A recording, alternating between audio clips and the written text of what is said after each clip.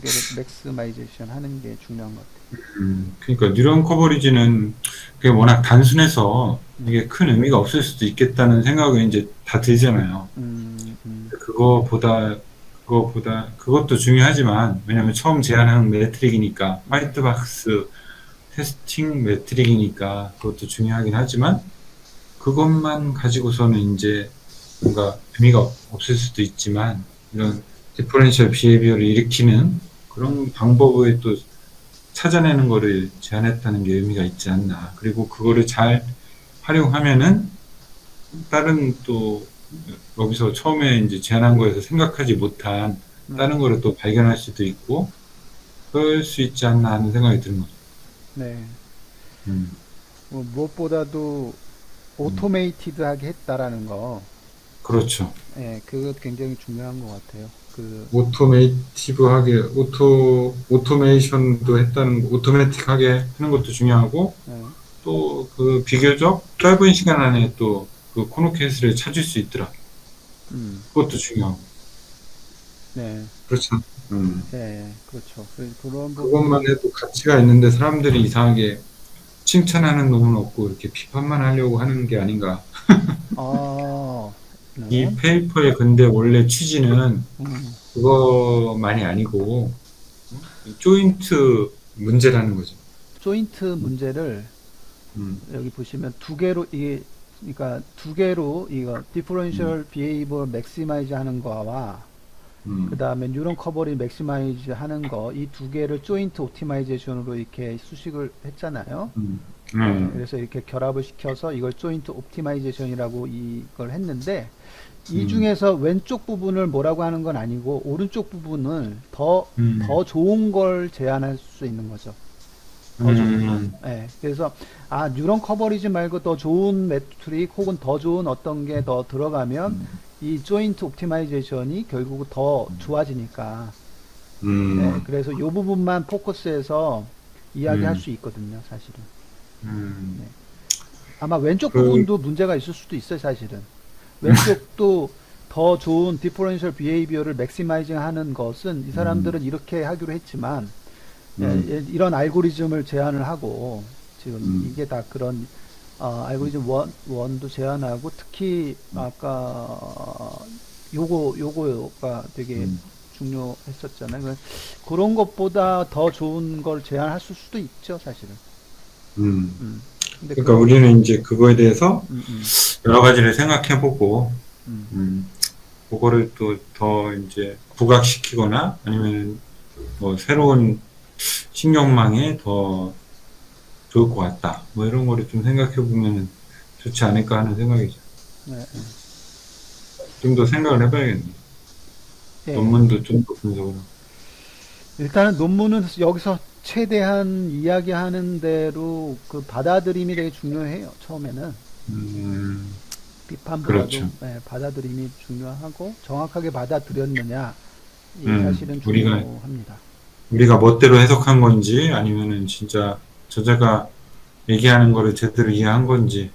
아, 예, 예. 멋대로 음, 생각하면 전 진짜 그거는 굉장히 오판인 거고, 음, 이분들은 하여튼 중요한 챌린지를 음, 여기서 중요한 위에서 얘기한 거는 최근 연구들이 이렇게 했지만 막 부족하다, 뭐 음, 어렵다, 어려움이 있다라고 얘기한 거고 사실 그래서 중요한 도전 과제는 두 가지로 얘기를 한 거고요.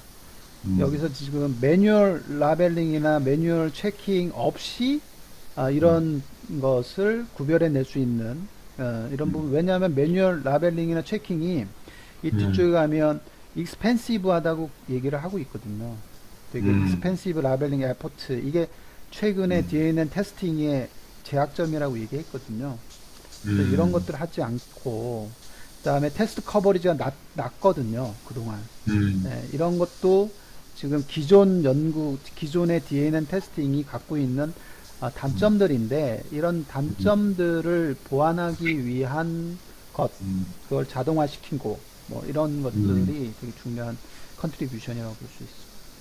음. 네. 네, 지난 시간에 여기까지 봤었습니다. 혹시 음. 이거 기억나시나요? 아우, 기억나죠. 네. 아, 그래서 일단 메소드는 다 이제 지난 시간에 짚고 넘어갔었고, 음, 이 메소드에는 크게 하이퍼 파라미터가 이렇게 4개가 있었습니다. 음, 그래서 뭐 각각의 하이퍼 파라미터들은 뭐 람다가 2가지가 있었고, 이 2가지는 이 조인트 오브젝티브 펑션이네요. 조인트 오브젝티브 펑션의 각각의 어떤 그 수식들의 음, 비중을 결정하는 람다 1과 람다 2가 있었고, 그 음, 다음에 이 모델은 특이하게 이터레이티브하게 계속 이제 조금 변조를 시켜보고, 여전히 세 모델이 다 맞춘다 하면 조금 더 변조를 시켜보고, 또 세 모델이 다 맞춘다 하면 조금 더 변조를 시켜보고, 이런 식으로 한 모델만 틀릴 때까지 계속 변조를 시키는 타입의 방법이었기 때문에 한 번 변조를 시킬 때 얼마나 변조시킬까 하는 그 스텝을 결정하는 S가 있었고, 그다음 마지막으로 뉴런이 이제 액티베이트가 되었느냐 안 되었느냐를 판단하는 그 스레시홀드 T가 있었습니다. 그래서 총 데이터셋은 이제 5가지가 있는데, 3가지는 이미지 데이터고 2가지는 바이너리 어떤 파일 데이터였습니다. 이 바이너리 파일 데이터는 악성 코드냐 아니냐 이런 것들을 감지하는 그 바이너리 데이터 셋이었고요. 나머지 3개는 이제 라벨링을 잘 맞추는 그런 데이터 셋이었습니다. 각각의 모델마다 서로 다른 이제 르넷이랑 VGG, 뭐 레즈넷, 그다음에 여기 드라이빙은 이미지 데이터인데도 좀 특이한 데이터 셋, 그 모델들을 사용했고, 바이너리 파일들은 그냥 그 fully connected 레이어들을 쭉 사용을 했었습니다. 그렇게 해서 이제 총 테스트를 해보니까, 지난 시간에 이제 얘기했던 것 중에 하나가 요 람다 1, 람다 2 ST가 어떠한 이유로 이렇게 설정이 되었는지는 잘 모르겠다. 논문에도 나와 있지 않다라고 말씀을 드렸고요. 그냥 최선의 값을 아마 뭐 여러 번 테스트를 해서 최선의 값을 선택하셨나 보다 하고 생각을 하시면 될 것 같고, 여기 number of differences found라고 하면은 지금 총 2000개의 seed 이미지 혹은 seed 바이너리 파일들이 존재하고, 이 2000개를 기준으로 변조를 시켜 나가는데, 그러면은 일단 무조건 이제 변화를 시켜보고 스탑 될 때까지 계속 변화를 시켜보니까 총 샘플이 2000개가 나와야 되는데, 모두 다 2000개씩 나와야 되는데, 지금 보면은 2000개가 안 나오는 데이터들도 좀 있습니다. 이 경우에는 한 스텝 딱 변조를 시켰더니 뭐 내 타겟 모델이 아닌 다른 모델도 같이 틀려버리거나, 아니면은 변조하는 와중에 이제 내 타겟 모델은 여전히 맞추고 있는데 갑자기 엉뚱한 옆에 있는 모델이 틀려버리거나 하면은 그냥 생성 실패로 해버리고 끝난다고 말씀을 드렸습니다. 그래서 differences found를 보면은 이제 모델이 점점 이제 모델에 따라서 그렇게 버려지는, 그러니까 seed 2000개로 시작했지만 뭐 여기 827 이런 거 같은 경우에는 거의 한 1200개 정도 이미지는 변조에 실패했다라고 보시면 됩니다. 그래서 그 결과를 보시면은 어떤 것들은 좀 리저너블한 테스트도 있고요. 예를 들면 첫 번째 이제 different lightning, 즉 이제 밝기를 변화를 시키면은 에러가 생기는 케이스를 보시면은 다들 이제 좀 예상치 못한 결과들을 다 보여주고 있습니다.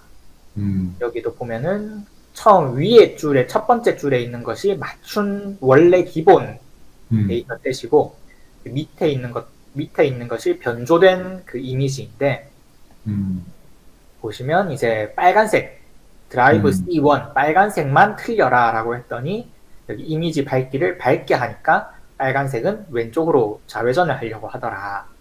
뭐 나머지 2개도 이제 각각 초록색, 노란색을 속여라 라고 학습을 시켰더니 이제 어둡게 변조를 시키니까 얘들이 이제 속더라. 이런 것들을 볼 수 있고요. 그 손글씨 같은 경우에도 밝기를 조절하면은 여기 보시면 제일 가운데 있는 흰색 심지만 빼고 다 어두워집니다. 근데 그렇게 했더니 얘들이 다 틀려버리더라. 그래서 다 이제 뭐 굉장히 유의미한 밝기 변화라는 음. 그 도메인 컨스트레인트를 가지고 이제 적절하게 이미지를 변조를 했더니 얘들이 틀리는 결과가 나왔고요.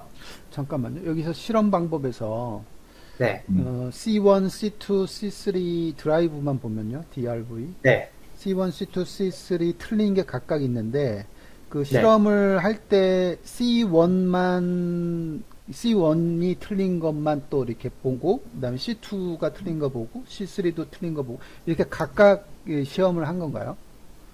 네, 그렇습니다. 타겟 모델을 하나 정합니다. 하나 정하는데 그거를 C1, C2, C3 세 개 종류면 세 개 다 한 거네요. 네, 음, 각각 하나하나씩 별도의 실험입니다. 별도 실험으로 이렇게 해서 이렇게 C1만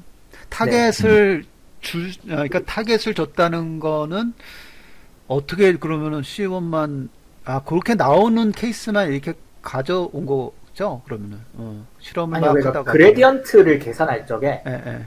C1을 기준으로 그레디언트를 계산합니다. 기준을 네, 음, C2, C3는 그냥 이미지를 넣어서 그 맞췄나 틀렸나만 확인을 하고요. 음, 이제 C1의 그레디언트를 계산해서 그걸 기반으로 변조를 시킵니다. 그렇기 때문에 C1이 속아야지만 이제 테스트가 정확하게 된 거고요. C1의 그레디언트 어센트를 했는데 C2가 틀려버린다. 그러면은 이제 아예 그냥 잘못된 겁니다. 그래서 그거는 버립니다. 그러니까 그 C1은 이제 잘못된 그 저기를 하기 위해서 이미지에 이제 저기 뭐 밝기 같은 거를 바꾼다는 얘기죠. 네. 음. 그리고 그 밝기를 바꾸는 기준은 C1의 그레디언트입니다. 그러니까 그레디언트를 딱 기준으로 해서 밝기를 바꾸면은 C1을 속일 수 있는 거네. 네. 그러니까 그레디언트 C1에 지금 밝아졌죠. 그러면은 C1의 그레디언트를 쭉 이제 각각 픽셀마다 그다음에 RGB 색상마다 그 그레디언트를 다 따로따로 계산을 한 다음에 그것들을 전부 평균을 내봤더니 밝아지는 쪽으로 가더라는 거죠. 그래서 그런 식으로 변조를 해봤더니 얘가 틀린 겁니다. 그러니까 이거 참 처음에 생각하기 어려울 텐데 이런 걸 생각한 게 좀 대단한 것 같네. 그 differential behavior를 최대화시킨다라는 그 논문에서요. 지금 공공이 생각해보면 differential behavior를 최대화시킨다. 이거를 한번 생각을 한번 해보면은 모델이 10개가 있어요.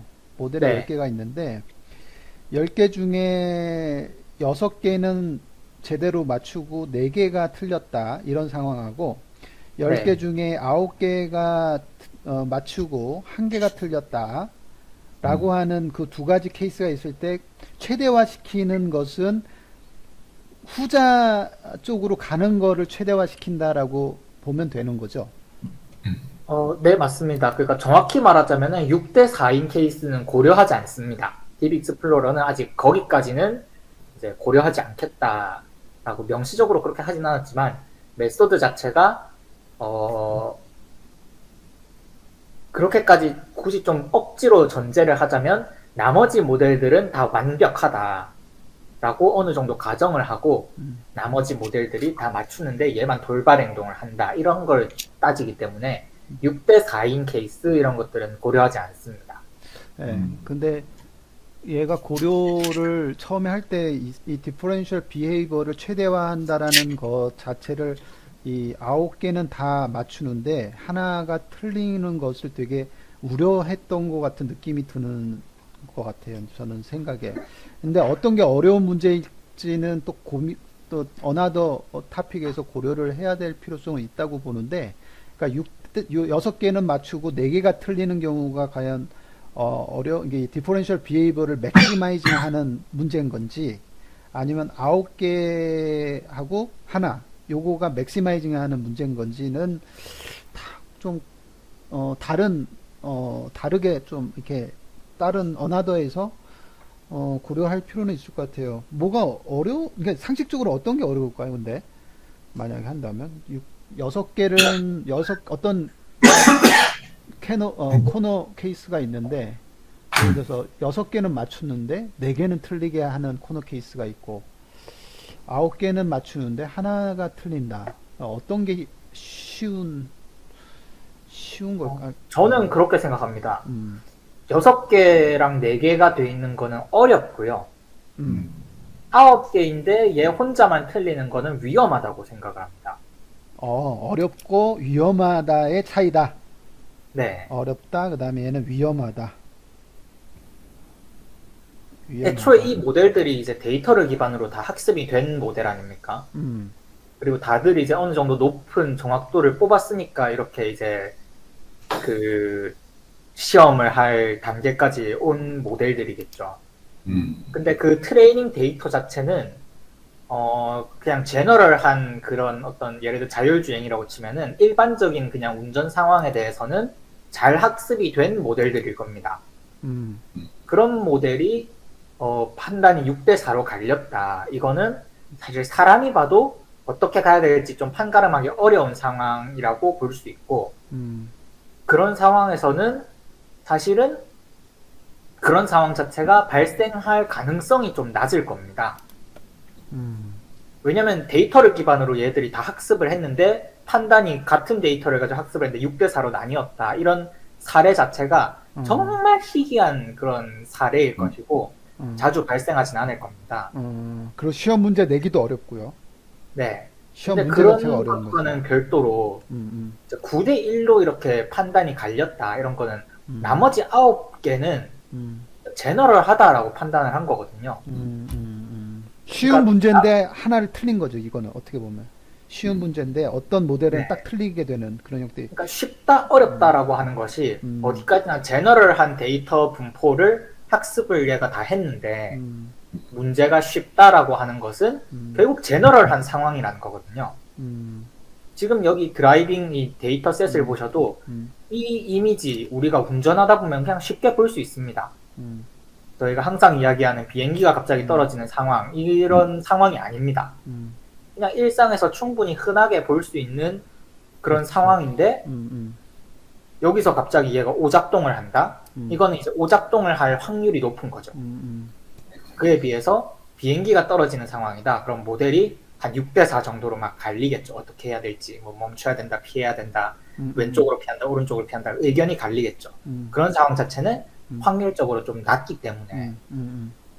그래서 그런 상황은 어렵고 이렇게 제너럴한 그 상황은 이렇게 남들 다 맞추는데 혼자 못 맞추는 거는 위험하다.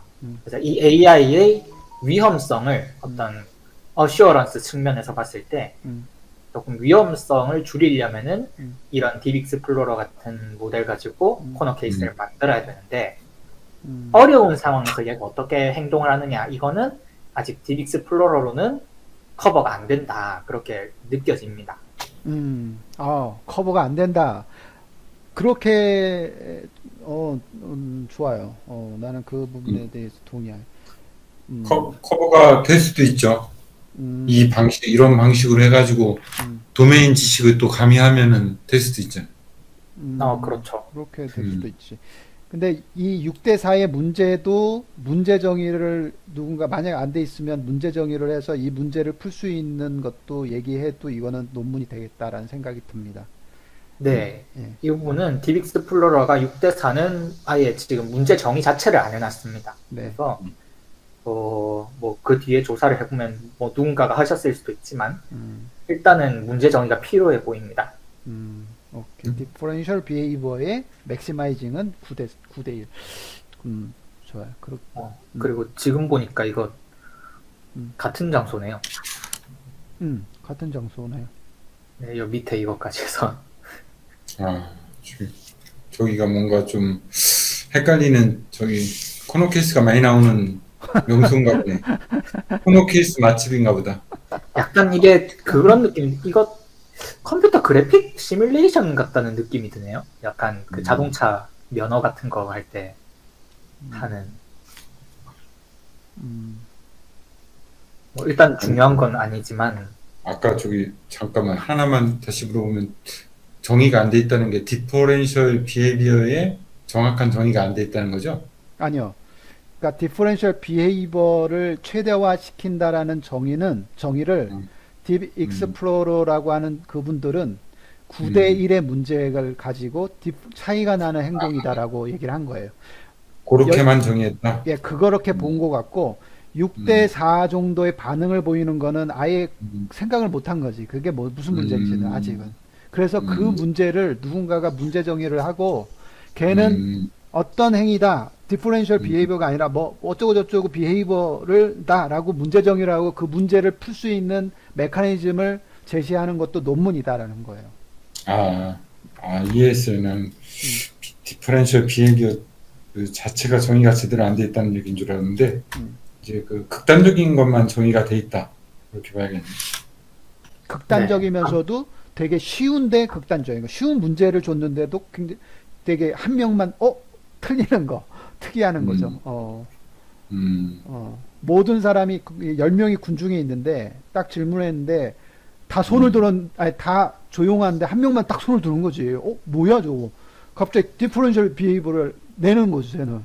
특이한 거죠. 근데 어떤 얘기를 딱 질문을 했는데 여러분 이 질문 어떻게 생각하세요? 딱 했더니 6명이 손을 들고 4명이 손을 안 들면 뭐지? 이게 뭐지? 이게 그냥 디퍼런셜 한 거가 아니라고 본 거지. 그 어떤 행위 자체가요. 그러니까 디퍼런셜 자체도 여러 가지가 있을 수 있으니까. 네.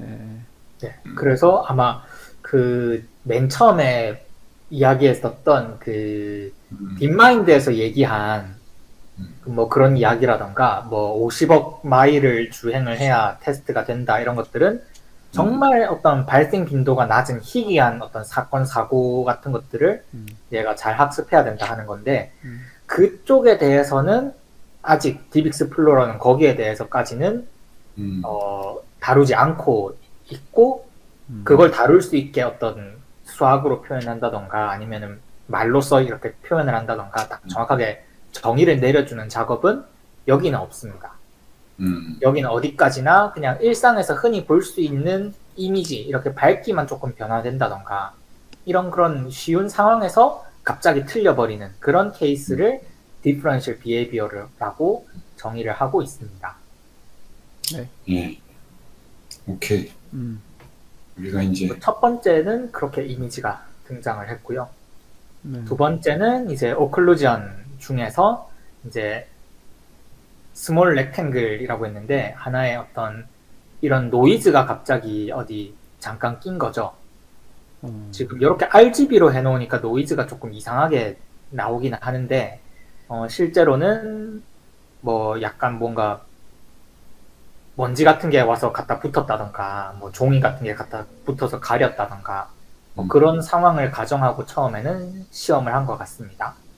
그래서 별로 유의미하지 않은 데이터, 유의미하지 않은 부분에서 이렇게 마스크를 씌웠는데도 갑자기 얘가 이제 의사결정이 달라져 버리는 이런 사례들이 좀 발견이 됐습니다. 여기 그 숫자 이미지 같은 경우도 그렇고요. 여기 숫자랑 별로 붙어 있지 않은 저 옆쪽 이런 것이 이제 노이즈가 들어갔는데 달라졌는데 사실 이 데이터 같은 경우에는 어떻게 잘 보면은 좀 기울어지게 2를 쓴 것 같아 보이기도 하고요. 네, 조금 그렇긴 한데 일단은 여기 그런 종류의 문제입니다. 그 다른 이 데이터가 주어졌다는 거는 이 C1과 C2는 이거를 보고 여전히 얘는 9다라고 판단을 했는데 C3만 이게 뭔가 기울어진 2다 이렇게 판단을 했고 이게 디퍼런트 비헤이비어라고 정의를 한 거죠. occlusion with a single small rectangle. 네. 그러니까 노이즈 준 거를 occlusion이라고 얘기했고, multiple tiny black rectangle이네요, 저거는. 네, 이거는 이제 저자들이 직접 언급하기를 마치 뭔가 진흙 같은 게 튀어버린 그런 상황을 가정을 한다고 했습니다. 그래서 지금 보시면은 이 드라이빙 같은 경우에 이렇게 점을 통통통통 찍은 겁니다. 네. 점을 통통통통 찍었더니 얘가 갑자기 엉뚱한 방향으로 이제 가려고 하는 거죠. 이 점의 크기는 굉장히 작고 별로 중요한 위치도 아닌데 이렇게 different behavior를 보였고, 숫자 데이터는 솔직히 보면 좀 직관적이진 않습니다.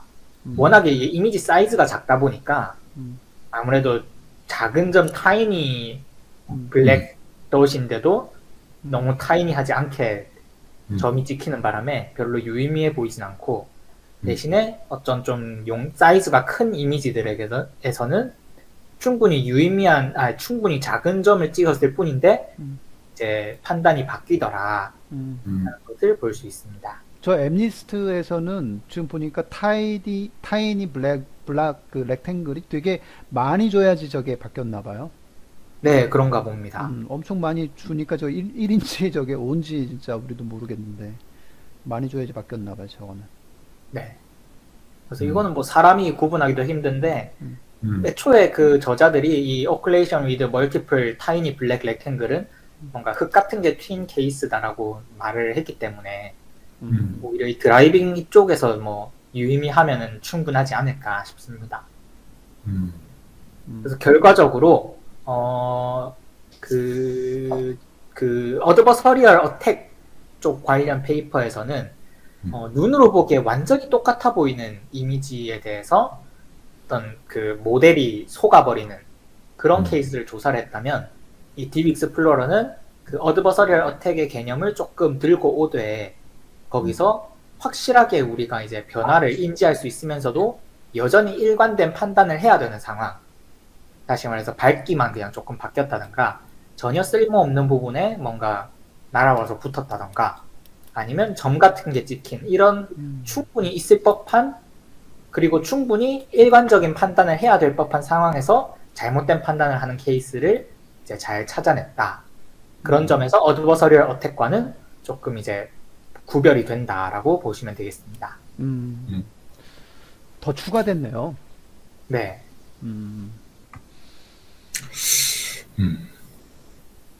다음은 바이너리 파일에 대한 테스트인데요. 이것도 중요하죠. 근데 이거는 뭐 바이너리 파일이라서 이렇게 이미지로 딱 보여줄 수는 없고, 이제 몇 가지 그냥 샘플 데이터 몇 개 꼽아가지고 봤는데, 첫 번째로 이제 드레빈이라고 하는 안드로이드 앱의 악성 코드를 분류하는 그런 테스트 데이터에 대해서, 블루투스를 사용한다. 그 다음에 뭐 스마트 알러텀이라는 것을 사용을 한다. 그 다음에 서비스 리시버에서 이거를 사용한다라고 표기를 했더니, 원래 이제 지금 멀웨어, to sample malware input, 그러니까 얘들이 악성 코드들이거든요. 악성 코드인데 이것들을 이제 정상이다라고 판단을 한 거죠. 근데 악성 코드 파일에서 뭐 블루투스 쓰고 뭐 스마트 알람 쓰고 뭐 이런 거 쓰고 이렇게 판단을 했다고 해서 악성 코드가 아니게 되진 않지 않습니까? 그런 점에서 이게 굉장히 뭔가 좀 크리티컬하다라고 하는 것이고, 마찬가지로 뭐 클럭 프로바이더, 콜폰 뭐 이런 것들을 이제 추가를 했더니, 기능을 오히려 추가를 했더니 악성 코드가 아니다라고 판단을 하게 되는 그런 두 샘플을 이렇게 준비를 한 겁니다. 이게 지금 비포 애프터가 그거 아니에요? 비포 000이었던 거를 지금 111로 해가지고 인풋을 바꿔버렸던 사례. 네, 그랬더니 이제 멀웨어였던 인풋이 incorrectly marked. 예, 인컬렉트하게 마크했다. 네. as B9이 뭐예요? 이게? B9? 이게 B9은 B9 저기죠. 좋은 거. 네, 저도 저번에 선량한 걸 찾아봐가지고 정확하게 기억이 안 나는데, 일단 선량한 멀웨어가 아니다라는 그러니까 그런. 약성이 아니고 양성이라는 거예요. 선량하다. B9. 그러니까 뭐 말웨어로 딱 돼야 되는데 그게 아니라 이거 굉장히 좋은 놈이네, 네, 선량한 놈이네라고 마크를 했다, 틀리게 마크했다라는 거죠. 네. 그리고 저런 세 가지 매니페스트에 대한 그러니까 어떻게 보면 프로퍼티인데 그 프로퍼티를 바꿨네요. 비포일 때는 000이었는데 그걸 다 111로 바꿨을 때 그거를 만든 게 인풋 1이고, 요 세 가지 프로퍼티에 대해서 이 000을 111로 바꾼 거, 그게 input 2였고, 그래서 input 1의 스타일이 있고, input 2의 스타일로 좀 뭔가 바꿔가지고 주입을 했는데, B9이라고 이제 마크를 틀리게 마크했다, 이런 거죠, 지금 보면. 네, 그래서 중요한 도메인 컨스트레인트 중에 하나가 이제 0을 1로 만들 수 있는데 1을 0으로 만들진 않겠다라고 했던 게 이런 이유 때문입니다. 다시 말해서 뭔가 악성 코드가 있는데 그 악성 코드의 기능을 꺼버리면은 악성 코드가 아닐 수도 있겠죠. 아예 작동을 안 할 거니까. 그래서 그런 뭔가 의심을 풀기 위해서 항상 기능은 뭔가 추가되는 형태로만 그 되겠다. 샘플을 만들도록 컨스트레인트를 줬고, 그 결과 이렇게 이제 별로 쓸모없는 어떤 매니페스트를 이제 켜주는 것만으로도 악성 코드가 정상 파일로 바뀌는 그런 사례를 찾아냈습니다. PDF도 마찬가지입니다. 뭐 사이즈 이런 것들, 이런 그런 그 피처들을 조금 이제 바꿔줬더니 얘가 갑자기 악성 코드였던 멀웨어였던 인풋이 갑자기 이제 B9으로 바뀌더라. 이런 것들을 확인을 했습니다. 얘는 1을 사이즈 같은 경우에 1을 34로 줬고, 근데 카운트 액션은 0을 21로 해서 인크리멘티드 한 피처고, 지금 다 인크리멘티드 피처라고 있고, 요 10에서 5로 줄인 거, 이건 이제 디크리멘티드, 그 가로쳐서 D 해서 디크리멘티드 피처가 되는 거네. 저 어서넘이라고 하는 거. 걔는 네. 10이라는 숫자를 5로 바꾸고, 나머지는 다 증가시켰지, 지금 보니까. 네. 예, 그래서 인크리멘티드 피처 이렇게 했나요? 탑 3 most 피처들, 이게 이제 사이즈, 카운트 액션, 카운트 end object, 이렇게 했는데, 얘네들은 어떻게 보면은 그 매니페스트 파일에 추가되는 피처들을 조금 이렇게 얘기를 했네요. 네, 그러니까 실제 그 내용이랑은 아무 관련이 없습니다. 뭐 파일이 뭐 열리지 않거나 뭐 이럴 수는 있겠지만, 일단 피처 자체가 내용에 크게 영향을 주지는 않는 피처들인데도 불구하고 그 숫자를 바꿔 놓으니까 이제 멀웨어가 된 거고요. 단지 이제 이 세 가지만 바꾼 건 아니고 탑 3, 그러니까 뭐 이 뒤에도 좀 변조를 한 게 좀 많이 있긴 합니다.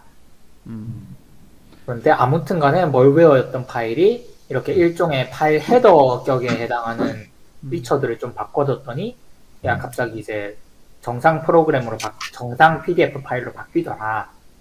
이런 사례들을 이제 소개를 했고요. 이미지랑은 다르게 좀 직관적으로 와닿지는 않습니다.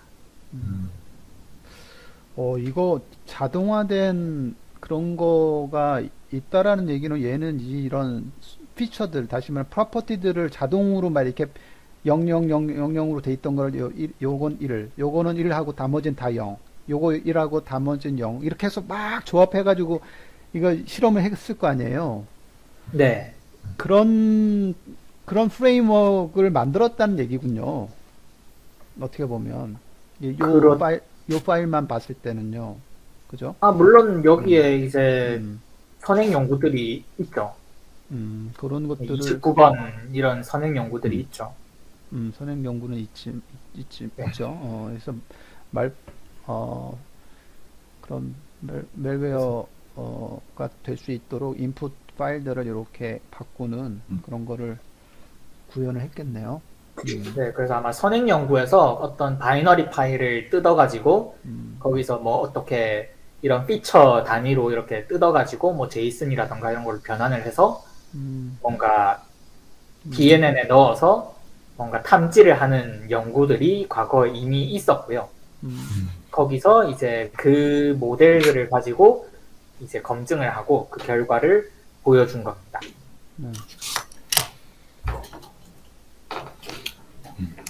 아무튼 이 저자들이 저기 다방면에 관심과 지식이 많은 사람들인가 봅니다.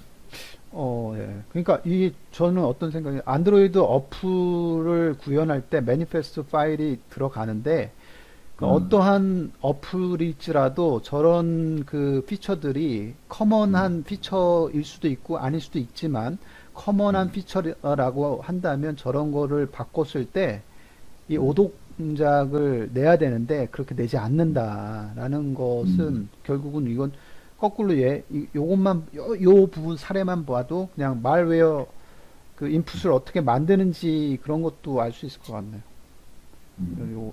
요 테이블만 보면은 anyway 그러면 네.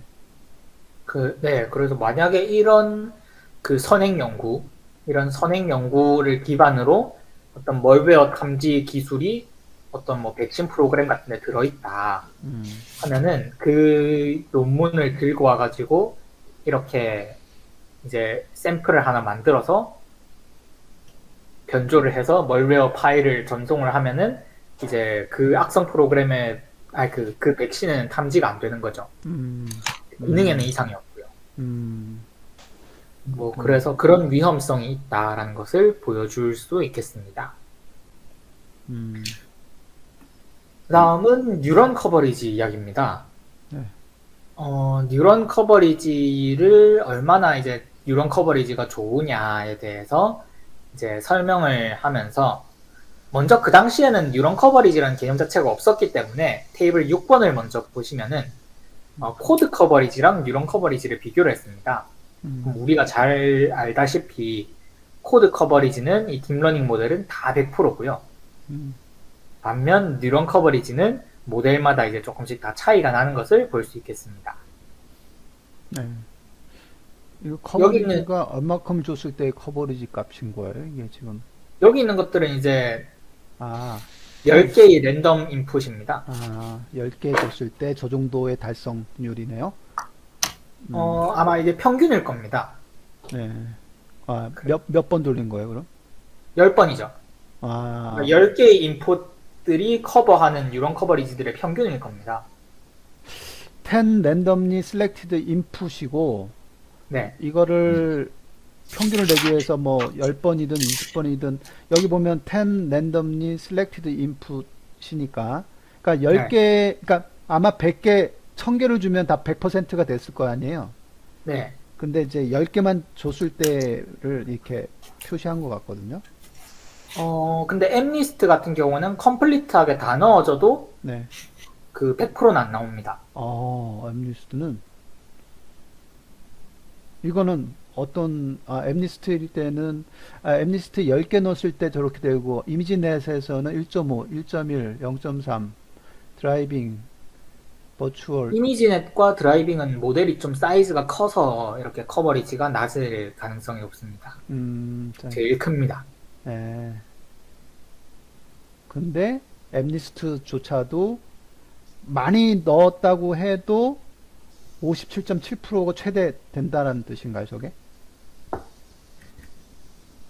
잠시만요. 페이퍼에 저게 명시가 돼 있던 파트가 네.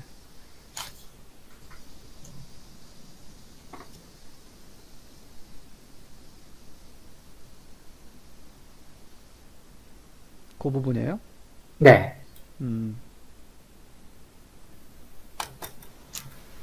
예를 들면 10,000개, 10만 개. 네. 잠깐 10,000개죠, 지금. 10,000개. 네. 10,000개 테스팅 샘플 이거를 했더니 57.7, 76.4, 83.6까지 이렇게 갔다. 이런 거네요. 네. 엠리스트는 테스트 샘플이 1만 개잖아요. 네. 그랬을 때 1만 개 다 줘도 이 정도밖에 안 켜졌다 이런 얘기네요. 네, 그렇습니다. 100%가 안 되는 경우가 있네요. 네, 그래서 아마 여기다가 이제 뉴런 커버리지를 포함해서 어떻게 뭐 심플을 만들면은 뭐 높아지겠죠. 그리고 저희 한글 페이퍼 그쪽에서는 항상 100%가 된다라고 말을 했는데 그 이유는 이제 커버리지의 기준, 그 스레시홀드가 달라서 그렇습니다. 네. 이 커버리지의 기준인 스레시홀드가 여기서는 이제 0.75를 줬고요. 그다음에 저쪽 한국어 논문에서는 그냥 0 이상을 줬기 때문에 0 이상이면은 지난번에도 보셨다시피 뭐 이 C1에 대해서는 이게 르넷 1이니까요. 이거에 대해서는 뭐 2개만 넣으면은 100%가 된다. 그렇게 했는데 0.75 기준으로 했을 때 57.7%인 겁니다. 그러면 이게 0.75가 의미 있는 값인가요? 의미 있을 수 있다는 얘기네요. 0을 주면 안 될 수도 있겠네요. 그거는 모릅니다. 명시적으로 나와 있진 않지만 우리 한국 페이퍼에서는 잘 모르고 줄 수도 있다는 얘기지. 0을 주면 안 되는데 사실은 이게 최종적으로는 이런 식으로 이제 보여주거든요. 이게 나왔어야죠, 그죠? 여기 스레숄드 값의 변화량에 따라서 어. 뉴런 커버리지가 어떻게 떨어지는가. 이게 좋네. 이거 나왔어야지. 0을 이런 주니까 거를 이게- 저 90% 100%네다. 네. 어. 그래서 뭐 다 보면 엠리스트도 다 뭐 90% 평균 90% 이상 다 나오고 그러니까 네. 두 개 넣으면 100% 돼버리는 거죠. 여기서 차이가 그러네. 나네. 저 스레숄드의 문제였네. 학술 대회 논문과 여기 예. 진정한 저기 컨퍼런스 논문의 차이네. 저렇게 보여줬어야지 정확한데 0.75가 의미 있는 값이네요, 그죠?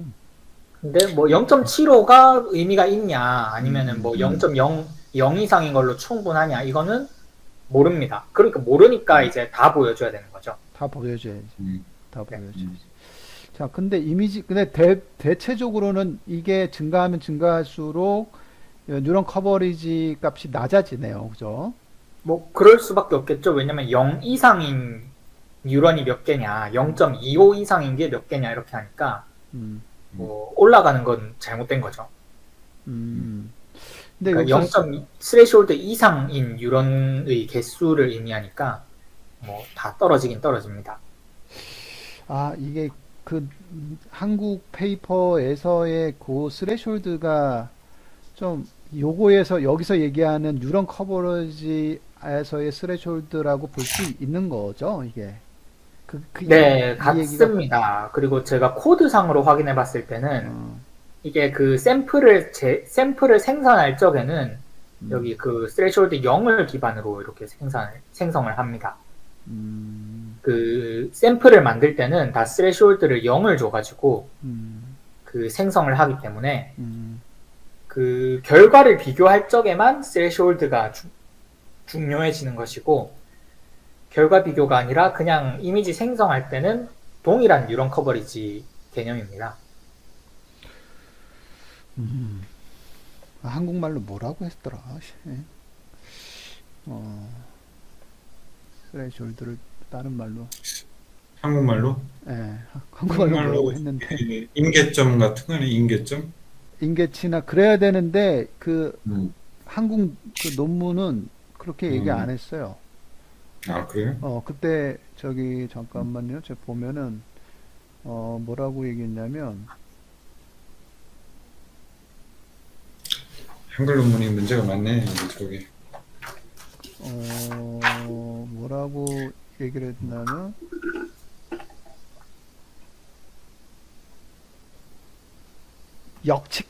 역치라는 표현을 써요. 역치. 어, 그건 생물 쪽에서 원래 좀 역치라는 표현도 쓰긴 하죠. 역치. 야, 난 처음 들어봐. 제 기억에 원래 그 뉴런, 진짜 뉴런, 이 뇌에 있는 진짜 뉴런에서 뭐 역치를 넘기면은 그게 전파가 되고 뭐 그랬던 것 같습니다. 맞아요. 역치. 생물에 나와. 어렵다, 어려워. 단어, 우리 역치라. 와.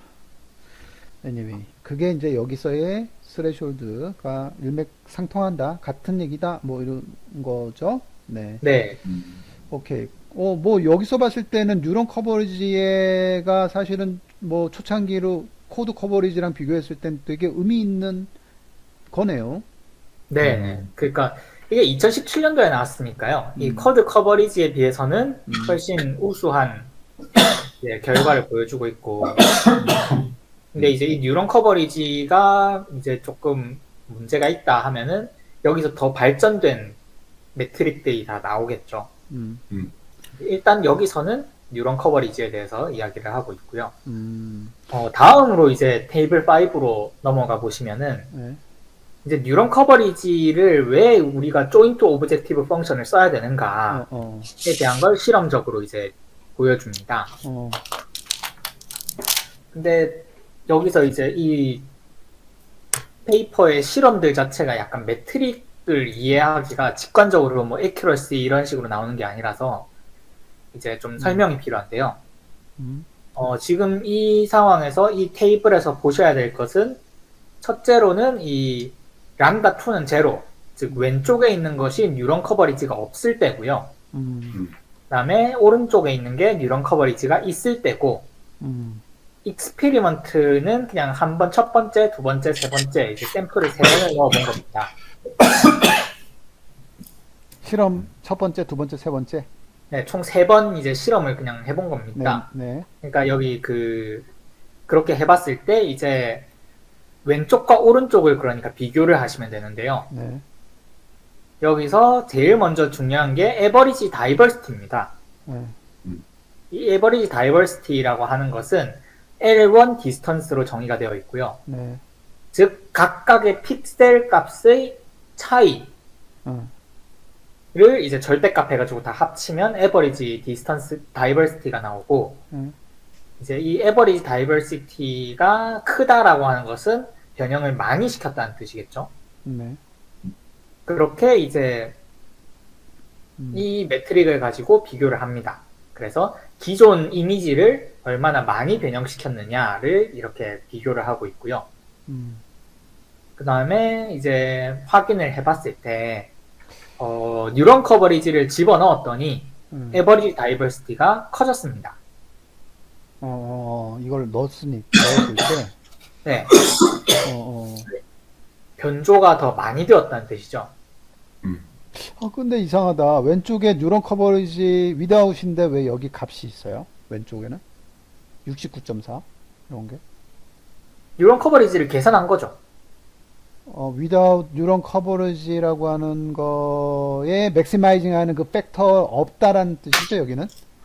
그 시계에서.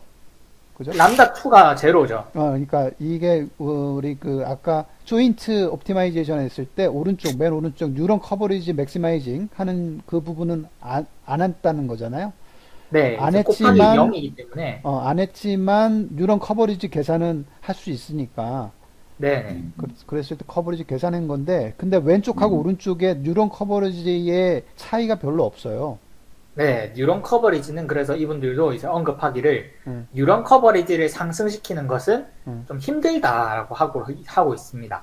어, 그러니까 이게 뉴런 커버리지를 반영을 했다고 해서 어, 뉴런 커버리지가 막 여기 69%에서 무슨 79%, 89% 이렇게 올라가지는 않습니다. 어, 해봐야 뭐 한 1%, 음. 2%, 이 정도 상승하는 선이고요. 음, 하지만 그럼에도 불구하고 이 1%, 2% 상승한 뉴런 커버리지로 인해서 에버리지 다이버시티가 올라갔다. 그런데 이거를 어떻게 해석을 해야 되냐면은 결국에는 여기 나와 있는 이렇게 완성된 변조된 이미지들은 다른 모든 모델들은 맞췄는데 이 지금 타겟 모델 하나만 틀린 겁니다. 타겟 모델 하나만 틀린 거니까 이 이미지가 많이 변조될수록 많이 변조될수록 나머지 모델들은 일단 다 맞췄다는 거니까 결국에는 훨씬 더 이제 더 코너인 거죠. 더 구석에 가 있는 이미지인 거죠.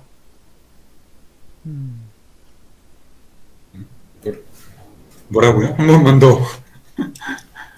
지금 제가 갑자기 생각이 난 것 중에 하나가 여기 이 그림을 봐주시면은 왜 지우개가 안 되지? 너무 오래돼서 잘 안 지워지나 보다. 일주일이 지나서 너무 오래돼서 칠판에 붙어 있어 지금. 여기 보시면은 이제 저희의 목적은 이제 이 그림이 다 이해가 가시죠? 시드 인풋이 주어졌을 때 DNN1을 이제 속이기 위해서 이제 그레디언트 어센트를 해서 점점 이 이미지를 1스텝, 2스텝, 3스텝 해가지고 점점 변조를 시키다가 어느 순간 DNN2는 여전히 맞추는데 이제 DNN1은 엉뚱하게 판단을 하는 이런 이미지를 만드는 이런 상황인데 네. 결국에는 그 L1 디스턴스, 즉 다이버시티라고 하는 것은 이 둘 사이의 거리입니다. 네. 이 둘 사이의 거리는 먼데 여전히 이 DNN2는 이 이미지가 그대로라고 생각을 하고 있다. 이 이미지가 여전히 흰색이라고 생각을 하고 있다라는 것은 좀 더 이제 요 코너 쪽으로 몰려 있는 거죠. 정말 아슬아슬할 위치까지 이렇게 코너로 가서 여기 이미지를 하나 생성을 한 겁니다. 네. 그렇기 때문에 이제 코너 케이스 생성 성능이 더 좋다라고 생각할 수 있는 거죠.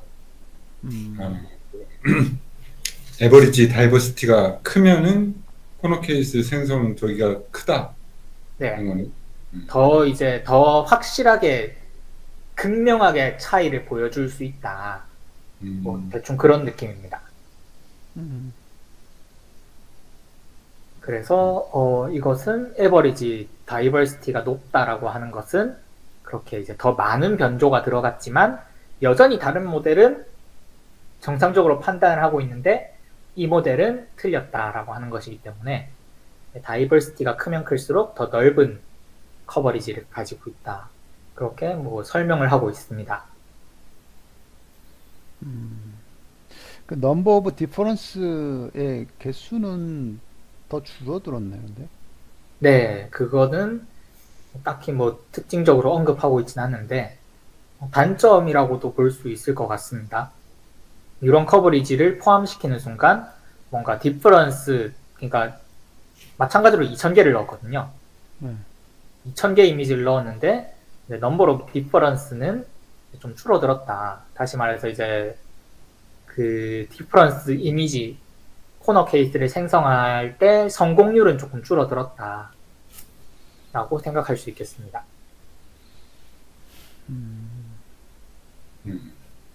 그래서 지금 이 페이퍼를 보시면은 뉴런 커버리지의 절대값이 그렇게 중요하지 않습니다. 해봐야 뭐 1% 차이고요.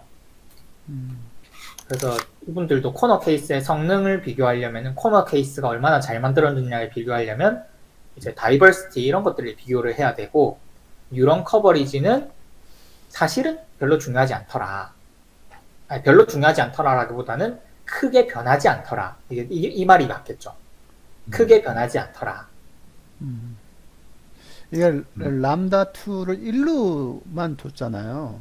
네. 이게 람다 2를 또 마찬가지 파라미터이기 때문에 조절할 수 있습니다. 네, 이것도 많이 조절해서 한번 결과를 얻었으면 좋겠는데. 네, 나중에 여기 테이블 11에서 한번 비교를 하긴 할 겁니다. 그럼 비교는 그래서 한번. 이분들 말로는 0.5가 제일 좋더라 이렇게 이야기를 하고 있습니다. 뭐 근데 어떤 뭐 실험은 측면에서 다 좋다는 거예요? 그래서 0.5. 이것도 조금 이제 해석이 필요해서 어, 나중에 이제 갈 때 말씀드리겠습니다. 어, 다 이제 여기는 매트릭이 다 시간으로 돼 있거든요. 오케이. 일단 여기 람다가 2가 0.5일 때가 제일 좋고 음, 근데 뭐 실험은 다 1로 했고요. 어, 조금 마음대로긴 합니다. 어, 그러니까 이게 테이블 하나에도 굉장히 많은 의미를 갖고 있네요. 네, 그래서 아마 그 한국어 페이퍼에서도 이제 그 틀리는 이미지들은 뉴런 커버리지가 다를까 그렇게 했는데 별로 다르지 않다라고 나왔던 것도 뭐 다르다고 해봐야 고작 한 1% 정도의 차이도 못 냈을 거라고 추측이 되기 때문에 지금 이 그 결과를 보면요. 그러니까 중요한 거는 69%와 70%는 차이가 있다는 거죠. 뉴런 커버리지에 있어서 69%와 70%는 분명히 어떤 퀄리티의 차이가 있고 그래서 높이는 것이 중요하지만 그 절대값의 변화량을 비교해보면은 뭐 해봐야 뭐 한 1, 2% 차이밖에 안 날 것이다. 이렇게 이제 하고 넘어갑니다. 뭐 어찌됐든 증가는 증가했네요, 다. 네네. 증가는 증가했는데 절대적인 값이 뭐 큰 건 아닐 수도 있다. 네. 그래 일단 네, 너무 또 다른 거 한번 보죠. 이거는 또 조금 흥미로운 또 결과일 수 있는데요. 사실은 이거는 그 테스팅 방법론이랑은 조금 별도로 이제 실험을 한 겁니다. 뭐냐면은 결국 뉴런이 액티베이트 되었다는 것 자체가 어떤 분류에 직접적인 영향이 있느냐 음, 라는 질문이 있을 수 있죠. 음, 왜냐면은 딥러닝 모델을 이분들은 처음에 설명할 적에 딥러닝 모델이라는 게 이렇게 뉴럴 네트워크들이 이게 뭐 빨간색이다. 벌티컬 엣지랑 그다음에 그 호리젠탈 엣지가 어떻게 값이 있다. 바퀴다, 코다 이런 식으로 대충 이런 느낌일 것이다 라고 이제 하나의 플로우를 그려놨는데요. 네, 실제로 뉴럴 네트워크는 이런 식으로 학습하진 않죠. 네, 뭐 저차원적인 걸 학습하고 밑에 고차원적인 걸 학습하고 최종 분류를 하고 이런 식으로 작동을 하진 않습니다. 복합적으로 뭔가 상호작용이 일어나서 이루어지다 보니까 여기 그 코드 커버리지처럼 정확하게 하나의 뉴런이 어떤 역할을 하고 있다라고 하는 것은 1대1 매치가 되진 않습니다. 실제로는. 그렇지. 그렇죠. 그래서 그런 부분에 있어서 사실 뭐 뉴런 커버리지가 복합적인 그런 이 딥러닝 모델의 복합적으로 학습한 어떤 파라미터들을 이렇게 그냥 뉴런 커버리지로 퉁쳐가지고 이거를 코드 커버리지처럼 매트릭을 만들어 놓는 게 설득력이 있느냐라는 부분에 있어서 이 테이블 7이 직접적인 설득은 아니지만 간접적으로 어느 정도 좀 일리가 있을 것이다 라고 보여주고 있는데요. 뭐냐면은 이제 르넷5 실험입니다. 다시 말해서 르넷5는 엠니스트죠. 엠니스트 손글씨 데이터에 대해서 이제 서로 같은 클래스에 해당하는 데이터들이 다 비슷비슷한 뉴런들을 활성화시키더라 라는 것을 확인을 했습니다. 다시 말해서 서로 다른 누구는 일을 이렇게 쓰고 누구는 일을 이렇게 쓰고 누구는 뭐 일을 이렇게 쓰고 뭐 이렇게 썼는데 이거랑 뭐 이런 이미지들을 딱 준비를 해놓고 얘의 뉴런 커버리지, 얘의 뉴런 커버리지, 얘의 뉴런 커버리지 그 뉴런 커버리지 몇 개 커버했느냐가 아니라 정확하게 어떤 뉴런이 활성화됐느냐를 체크를 해서 몇 개나 오버랩 되는가를 확인해 봤더니 서로 이제 디퍼런트 클래스, 서로 다른 클래스들 간에는 오버랩이 한 45.9% 정도 오버랩 되었습니다. 에버리지 넘버 오브 액티베이티드 뉴런 83.6. 즉 평균적으로 이 이미지 하나를 넣으면은 83.6%의 뉴런이 활성화되었는데 그 중에서 45.9%만이 오버랩 되었습니다. 같은 클래스, 같은 손글씨 숫자를 넣어봤더니 액티베이티드 뉴런의 개수는 비슷합니다. 84.1% 차이 별로 없고요. 그런데 오버랩은 굉장히 많이 됩니다. 74.2%가 오버랩 됩니다. 다시 말해서 이 뉴런이 액티베이트 되고 안 되고는 그것만으로도 어떤 클래스를 분류할 수 있다. 다시 말해서 클래스 분류 기준에 있어서 이 뉴런이 활성화됐느냐 안 됐느냐는 이 분류 기준을 평가하는 데 있어서 굉장히 좀 중요한 역할을 한다라는 것을 간접적으로 보여준 거죠. 이건 리저너블 한 결과네요. 네. 이거는 동일한 클래스일 경우에는 굉장히 활성화가 된 애는 얘도 활성화가 된다. 네. 라고 하는 그런 결과니까 다른 경우는 완전 이제 거의 반 차이가 나기 때문에 동일한 클래스일 경우에는 동일한 뉴런 커버리지 다시 말해 액티베이티드 된 걸 갖게 되는 그런 거네요. 네. 그래서 뉴런 커버리지 그 안에 있는 뉴런 하나가 이제 코드 커버리지에서 이야기하는 어떤 펑션 하나랑 뭐 대충 비슷하다. 100% 똑같다고 할 수는 없지만 뭐 대충 비슷하다. 한 74% 정도 비슷하다.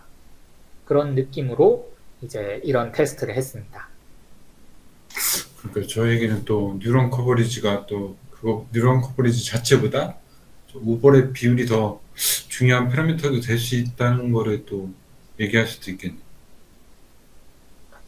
그럴 수도 있습니다.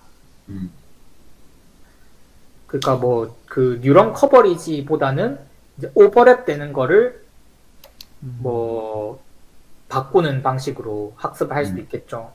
음, 그 뉴런 커버리지 람다 2 뒤에 있는 뭐 뉴런 커버리지 이 매트릭을 이제 이거를 이 오버랩으로 바꿀 수도 있습니다. 그게 혹시 또 의미 있는 결과를 낼 수도 있겠네. 네. 물론 이제 이 페이퍼에서는 그렇게 다루진 않았죠. 어, 이거 뭔가 쓸만한 게 있을 것 같아, 이 결과가. 그러니까, 2라는 숫자가 딱 들어오면 뉴런들이 지금 한 260개가 있는데 켜진 놈이 쫙 있어요. 네. 또 2를 비슷한 2를 넣는데 비슷한 애가 켜졌다는 얘기 아니야, 지금. 네. 그 위치에 있는 애가 켜졌다는 얘기 아니야, 지금. 네. 그러면 그 위치에 있는 켜진 애를 거꾸로 돌리면 그러니까 그 어떤 피처라고 보면 그 특징들을 딱 보면은 얘가 2인지 1인지 3인지 이거 알 수도 있겠네. 그렇죠.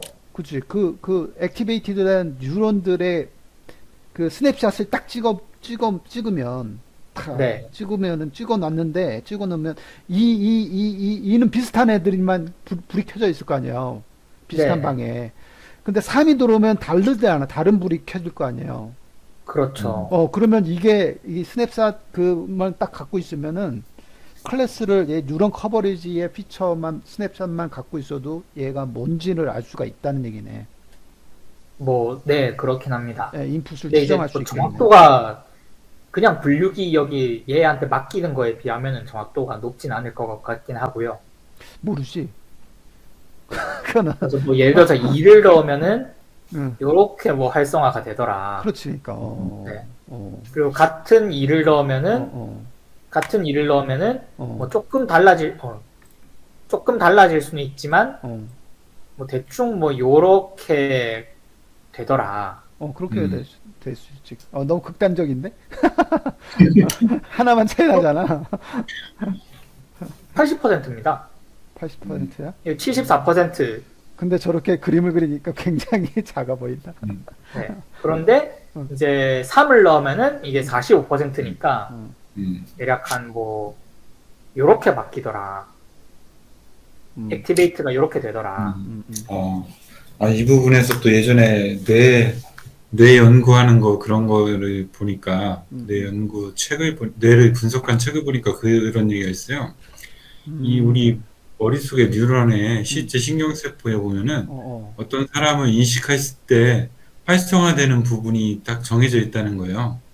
그래서 우리가 만약에 원더우먼을 보면은 원더우먼 뉴런이 있어서 그 원더우먼 뉴런이 활성화가 된다는 거예요. 그거랑 또 일맥상통하는 것 같네. 그러네. 그러니까 이 액티베이티드 뉴런의 스냅샷을 보고 이게 뭐다, 어떤 놈이다, 그거를 밝혀낼 수도 있다라는 생각이 드네요. 네. 그게 전문 용어로 무슨 거울 이미지 뉴런인가? 뭐 그런 용어가 있더라고요. 그럼 벌써 있어요? 그런 게? 그거는 근데 우리 신경망에서 쓰는 건 아니고 실제로 이제 뇌 쪽 연구하는 데서 그런 얘기를 하더라고. 그래요. 이거를 나중에 묘목으로 제안을 해봐야겠다. 이것도 좋은, 일단은 기억이 안 날 수도 있을 것 같은데, 우리 레코딩 하고 있으니까, 이때 요 테이블 7번에 대해서 에버리지 오버랩이 의미하는 저런 부분들이 뭐 이렇게 다시 한번 어떤 부분에서 다시 논의가 되면 좋을 것 같긴 합니다. 이거를 잘 쓰면은 또 좋은 게 나올 수 있을 것 같네요. 여기에 이 논문에 훌륭한 것들이 많은데 우리가 이제 진흙 속에 다이아몬드를 발견을 못했을 수도 있는 거죠. 아마 혼자 있었으면 이런 거 그냥 보고 그냥 갔을 텐데, 이제 계속 다양한 관점에서 다양하게 보니까 이런 것도 발견이 되네요. 테이블 7번은 의미 있는데요. 네, 근데 다만 한 가지 이제 어, 조금 조금 이제 의심스러운 게 하나 있습니다. 음, 르넷 5가 뭐 르넷들 중에서는 제일 크기는 한데 사실 이 토탈 뉴런 개수가 268개로 작습니다. 작죠. 네. 음, 그리고 실제로 여기 그 엠리스트는 요 맨 말단에 있는 뉴런이 10개지 않습니까? 10개 가지고 이렇게 쭉 해가지고 하는 건데 결국 마지막에 가면은 이 르넷이 분류기이기 때문에 정확하게 여기 1, 2, 3, 4, 1부터죠. 1부터 해가지고 여기 0까지 9하고 0까지 정확하게 2번 뉴런 얘는 무조건 활성화가 됩니다. 같은 2번 이미지를 넣으면 요 두 번째 이게 활성화가 됩니다. 왜냐면 요 아웃풋이 결국엔 숫자 2라는 의미이기 때문에 또 3을 넣으면 여기가 활성화되고 왜냐면 이게 3이기 때문이죠. 그래서 사실은 이런 뉴럴 네트워크에서 뒤쪽으로 갈수록 정확하게 그 분류, 클래스를 분류하는 분류기이기 때문에 여기에 근처에 있는 뉴런들이 다 활성화될 수밖에 없습니다. 그래서 르넷이 뭐 현대에 많이 활용되는 모델에 비하면은 여전히 너무 작은 모델이라서 이게 만약에 레이어가 막 레스넷 어떻게 모른다. 네, 뭐 VC. 134 이런 걸 쓰면은 이 134개 중에서 마지막 한두 개 정도만 이 클래스에 디펜던트 돼 있거든요. 나머지 132개가 어떻게 작동할 건지는 저희가 모르는 거죠. 그러니까 재밌을 것 같아. 레즈넷일 경우에는 그 안에 히든 레이어들의 그 스냅샷을 딱 찍으면은 과연 어디에 불이 밝혀졌을까. 그게 굉장히 다채로울 것 같거든. 그러네. 그러니까 흥미로울 것 같아. 이게 어떻게 바뀔지. 아무도 지금 조사하지 않았잖아요. 아니, 아무도, 누군가는 이거 보고 조사했을 수도 있겠다. 진짜 2017년에 나왔으니까 이거 보고, 이거는 완전히 뉴런 레벨에서 까보면은 어떻게 될까? 이거 완전히 뇌를 보는 거네? 이렇게 되는 거잖아요, 지금. 뇌에 불킨 놈이 어떤 놈이지? 이건 재밌을 것 같은데. 그걸 레즈넷이나 더 복잡한, 정말 뇌와 같은 복잡한 신경망에서 이걸 돌려보면 의미가 있지 않을까. 그러니까 저기 우리 인간의 신경세포는 네. 엄청나게 몇 쪽인가 막 그렇게 엄청나게 많잖아요. 네. 네. 그럼 몇 쪽이나 되는 굉장히 복잡한 그 신경망에서도 그런 거울 이미지 뉴런이 있으니까 그 만약에 이런 인공지능 신경망도 비슷하다 그러면은 그런 비슷하게 작동할 수도 있다는 거죠. 지금 그 뇌, 아니시지? 그 병 중에요. 음, 그 뭐 자폐, 요즘 그 우영우가 뜨니까 그때도 얘기했더니 자폐나 아니면은 그 뭐 심리적 우울증이라든지 아니면은 기억 못하는 거 뭐죠 이거 가물가물한 기억 거 못하는 거, 건망증, 건망증보다 더 심한 거 있잖아요. 치매. 치매. 이런 것들의 뇌가 어떤 부분을 작동하고 어떤 부분을 작동 안 하는지 있을 것 같은데, 이게 해보면은. 그러면은 역으로 뭐가 되냐면, 이 안에 있는 뉴런의 활성화된, 액티베이티드 뉴런의 스타일을 보고, 얘를 클러스터링 하면은, 잘하면은, 얘는 치매 가능해 지금, 아니면 우울증이야, 지금 자폐야. 뭔가 클러스터링이 될 수도 있다라는 생각이 들어요. 이쪽으로 연구를 해도. 이건 완전 다른 토픽인데. 그거는 저기 진정한 미래 과제인데. 이거 재밌을 것 같은데. 이거 될 것 같은데. 그게 아마, 근데 이제 사람으로 치면은 이런 거거든요. 이 모델들이 다 분류기고 학습이 완료된 모델들이지 않습니까? 예. 그러니까 사람으로 치면은 그 거울 이미지 뉴런이 존재를 하는데, 이제 그러면은 저희가 뇌를 스캔을 해가지고 뭐 신경세포들을 쭉 보면서 얘는 뭐 원더우먼을 보면은 활성화되는 신경이구나. 그래서 네가 지금 보고 있는 이미지는 원더우먼이구나 라고 알아내는 방법도 있지만 그냥 사람한테 가서 뭐 보고 계세요? 하면은 원더우먼이요 이렇게 답을 해주거든요. 그게 이게 이 라스트 아웃풋인 거죠. 이 뉴럴 네트워크의 라스트 아웃풋인 거죠. 그래서 어떤 게 먼저인지는 모릅니다. 음. 그러니까 요 라스트 아웃풋이 학습이 잘 되어 있기 때문에 이렇게 이제 오버랩이 차이가 나는 거일 수도 있고, 아니, 그러니까 라스트 아웃풋이 결국은 어떻게 보면은 라벨링이거든. 네, 그래서 라벨링된 트레이닝 데이터 셋들을 확보해 가지고 이거를 쫙 주입을 시키면은 그때 액티베이트 되어 있는 그러니까 테스트 데이터 셋을 딱 했을 때 분명히 치매 라벨링 된 애를 딱 집어넣으면은 뭔가 치매라고 반짝반짝 얘는 반짝 요렇게 빛이 이렇게 켜지고 그런 어떤 패턴이 있을 것 같다라는 거지.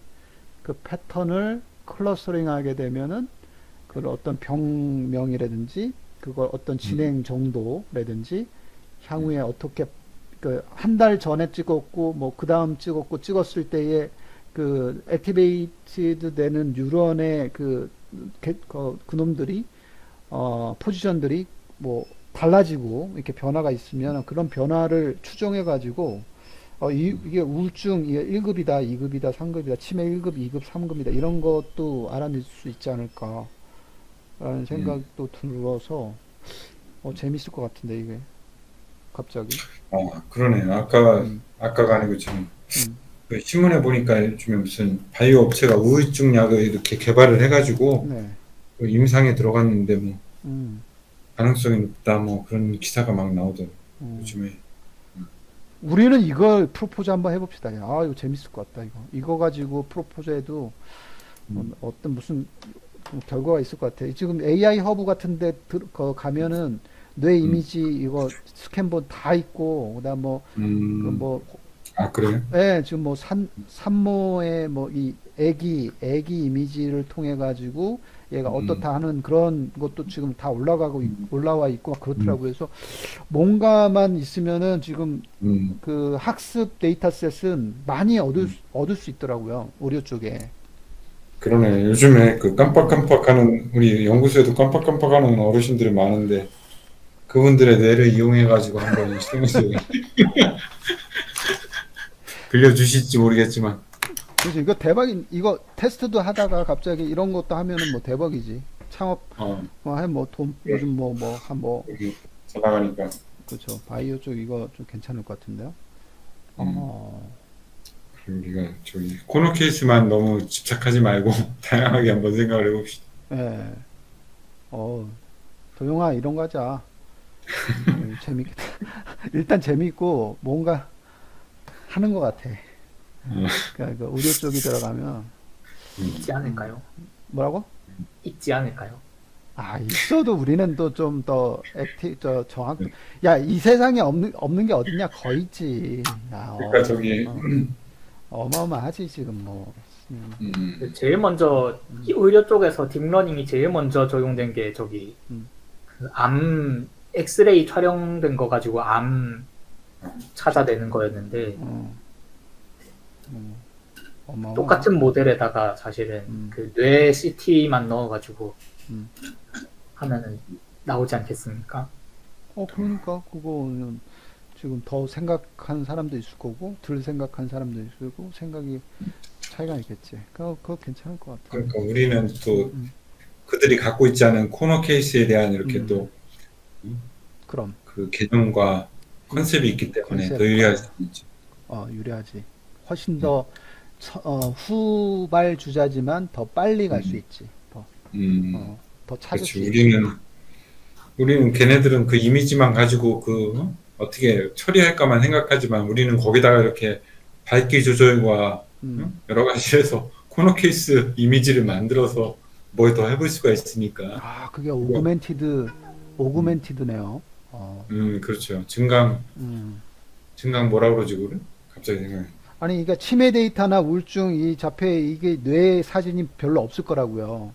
아, 이 사진들을 아까 그 음, 코너 케이스 이 스타일에 적용시켜가지고 얘를 자폐 음, 없으니까 얘를 막 만드는 거야. 오그멘티드 음, 데이터 해서 오그멘티드 음, 시키는 거지. 우울증도 없어요, 별로. 근데 음, 기본적으로는 시드 데이터는 있는 거지. 근데 그걸 이용해가지고 음, 막 만드는 거지. 음, 예, 그랬을 때 얘를 찾아내는 거지. 어, 음. 대박인데? 대박인데? 씨, 이거. 특허를 출원합시다 빨리. 이거 참. 근데 비슷한 게 있을 수도 있어 근데. 이 세상은 진짜 많은 사람들이 있어서, 날고 길고 하는 사람들이 있어서. 하여튼 그렇습니다. 요거 굉장히 중요한 토픽입니다, 지금. 지금 Benefit of Neuron Coverage 이 테이블 7, 의미 있게 보고 있고요. 또 있나요, 지금? 지금 우리 몇 시까지 해야 되죠? 아 우리 지금 이미 어, 오버됐는데 2시간이나 했는데 너무 열심히 하다 보니까 네, 시간 가는 줄 모르고 음, 했네요. 지금 그러면은 지금 퍼포먼스 바로 들어가기 전이야? 여기서 네 퍼포먼스로 이제 들어갑니다. 7.2의 퍼포먼스로 들어가니까 퍼포먼스는 그러면 다음 주에 다음 주 할까요, 그럼? 요거는? 오늘 너무 많이 달려가지고 음, 오늘은 여기까지 하죠. 알겠습니다. 네, 그러면 여기까지 하시죠. 페이퍼에서의 분량이 중요한 게 아니라 지금 여러 가지 것들을 다 따져보면서 가고 있어서 맞아요. 계속 가는 게 좋을 것 같습니다. 맞아요. 저 페이퍼를 우리만큼 이렇게 열심히 한 사람이 없을 것 같아요. 예, 이렇게 보고 또 한번 보죠, 뭐. 네, 그럼 여기까지 하는 걸로 할게요. 네, 알겠습니다.